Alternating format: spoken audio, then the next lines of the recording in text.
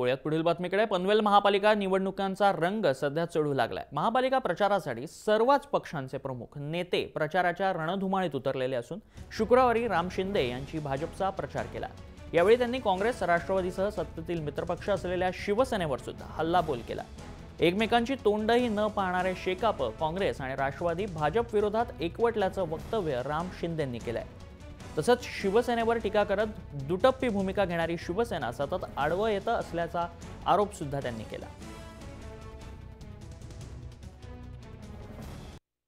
काँग्रेस, राष्ट्रवादी, शेका अजून कोणतरी एवढेच तीन आहेत, हे आपल्या विरोधात एकत्र आले। एकमेकाचं तोंड न बघणारे, एकमेकाला 5 वर्ष पाण्यात बघणारे आता एकत्र बसून मानात मान हातात हात घालून गोडी गुलाबीने गप्पा हाणताय। अनेक प्रश्न, जसं ह्यांना फार प्रश्नाची चहाड आहे, इकडे प्रश्न पण सुटले पाहिजे याचा आगडोंब आणि प्रश्न मांडत बाहेर येतात आणि तिथं मात्र सत्तेत बसतात।